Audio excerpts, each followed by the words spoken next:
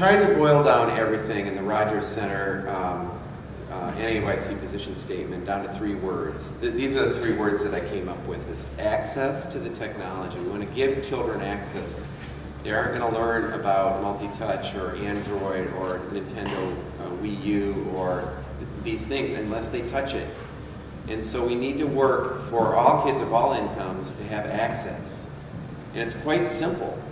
But we all know that the Wright brothers wouldn't have learned how to fly a plane if they didn't have access to gears that happened through toys and through a bike shop, right? And Sergey Brin wouldn't have been so fascinated with computers if he didn't have access to a Commodore 64. And nobody said, just 2 hours of screen time, Sergey. He got to follow his passions, right? And so access is so critical. And balance means having a balance between the technology and concrete and abstract, which Piaget talked about. And then support is having an adult. It could be a parent, a librarian, it could be a teacher, but having the support to keep it all together, to provide the access and the balance. So the 2 things I want you to take out of this, and then I'm going to turn it over to Barbara, and that is that, I'm sorry, this presentation has to stop. I have 2 kids in college, and I was wondering if could y'all just come up with $2.99? Yes, I'm serious. I'm not going to go on until I get this in. This is an in-presentation sale. I think it's the first one. No, that's a joke. But I want you to remember 2 things. Kids are active learners, and that what it's like to learn something new. And I want you all to remember really quickly, what was it like when you learned something new? Think of something that you learned, might have been quite challenging as a child, and tell that to the person sitting next to you.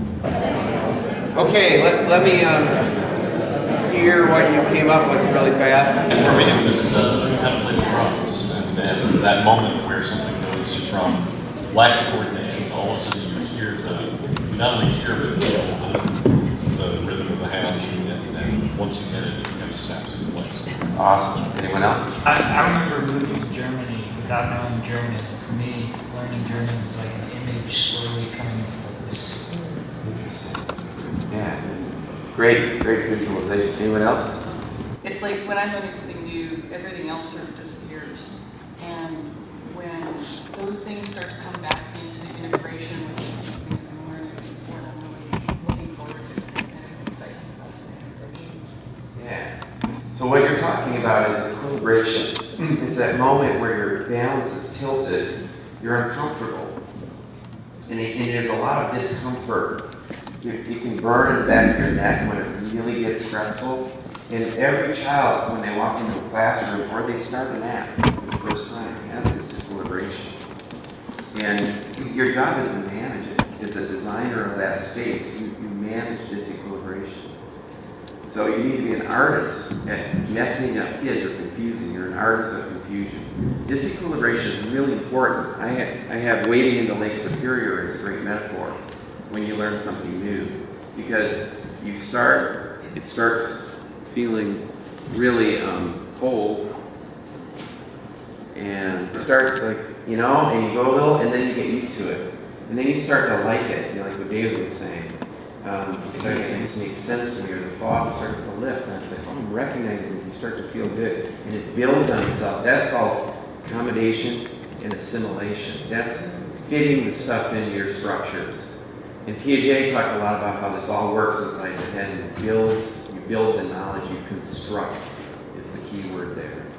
And that's why someone who believes that is called a constructivist. It's kind of like being a Methodist. I'm an avid constructivist. That one theory has shaped everything I do so much, that you have to be an active learner. You have to construct your own knowledge. Piaget said, anytime you teach a child something, you prevent them the opportunity from discovering it or constructing it themselves.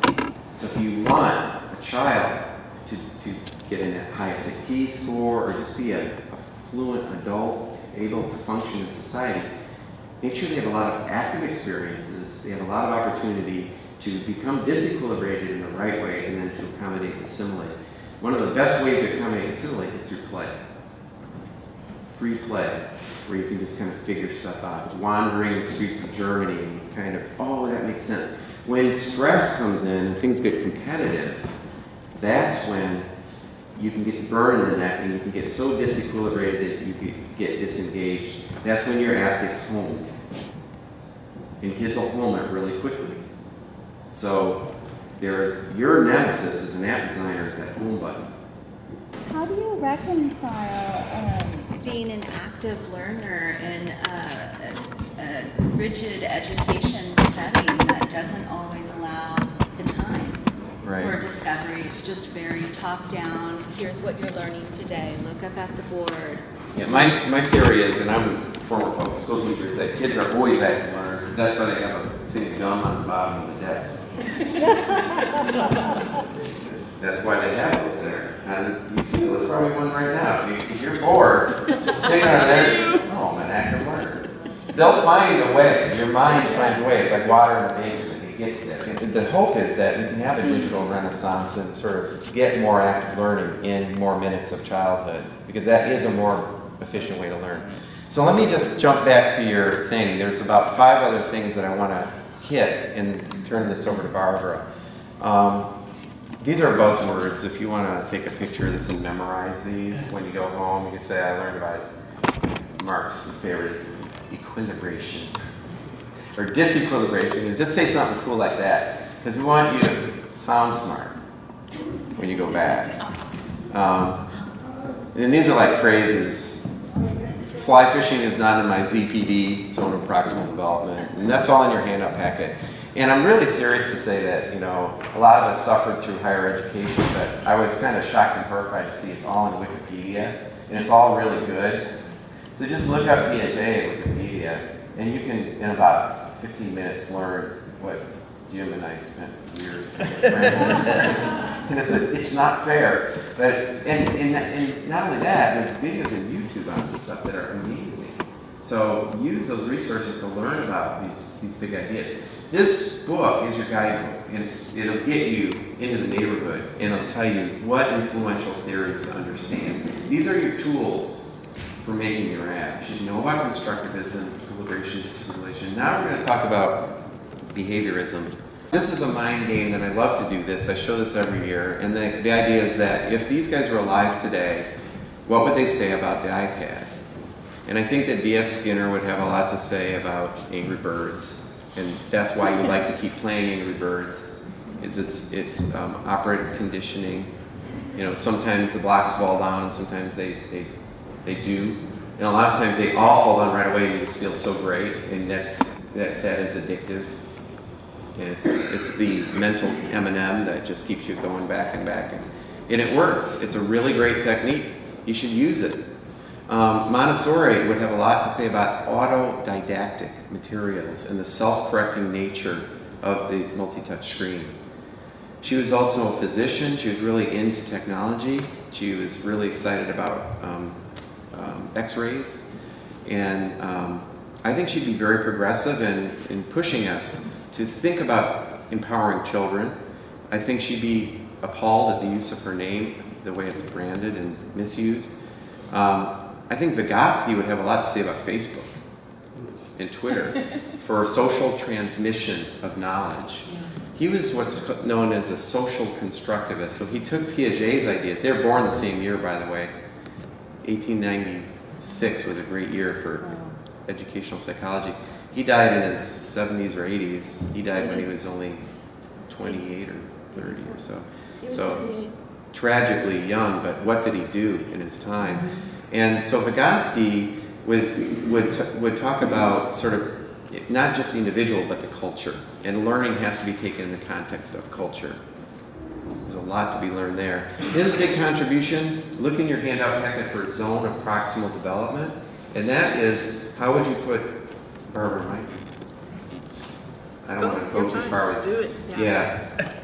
How do you put ZPD in your app, zone of proximal development? So how do you put a more capable other, was the language you used? So a helper or a tutor for scaffolding to happen? How do you put that inside your app? It could be one of my most simple examples is in Ocean House Media. You know, reading is really hard for a child. And so like if you see a word, like these words up there, you are applying all this past knowledge that you've already constructed. You don't get disequilibrated when you see that. You just read it. It's fluent to you. But to a younger, like say a third or fourth grader, they would stumble on that word. They wouldn't know what that is. They'd say fear, and then they'd break it down, and all these skills, which they learn behaviorally, would start to apply. Fear. With Ocean House Media, they have a scaffold. You can touch the word, and it flies down. So like if I touch Maslow, that would fly up, down over his face. It makes the connection. That's a scaffold. So this technology gives us, it's the ultimate scaffolding tool. It's really exciting.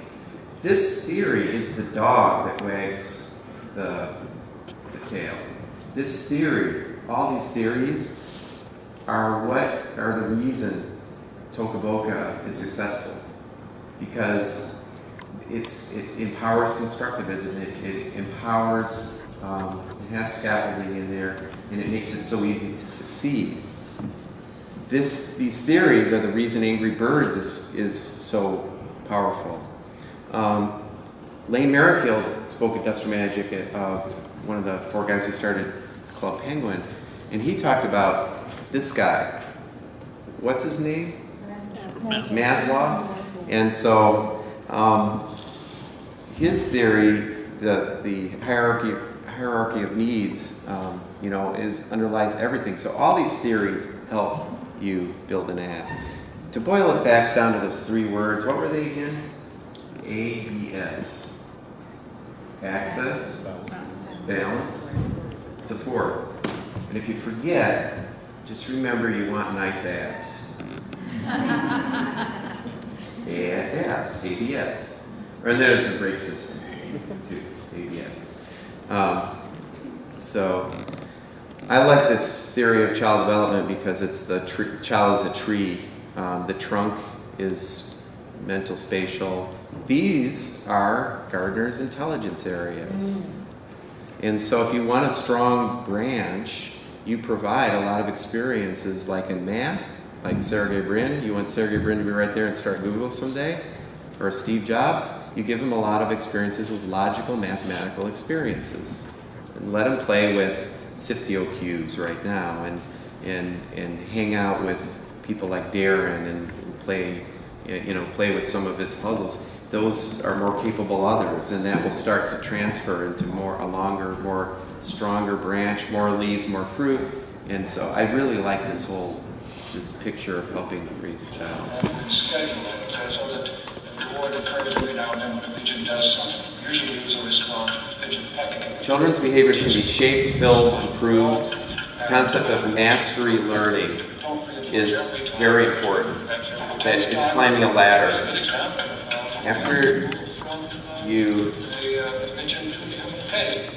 After you master a level, and only then, and you demonstrate mastery, Skinner loved measurement. And if you want to make behaviors happy, you put measurement inside your app. So that when you've mastered it, you can then move to the next level. I want you to watch this. This is my PhD dissertation. And what I try to do is, with the help of Darren, create a sorting game where I could mess it up by adding instructions and make it less responsive. So this is the behavioral one. A lot of teachers talk this way, and a lot of your apps act this way. In Sesame Street and I are having a continual debate.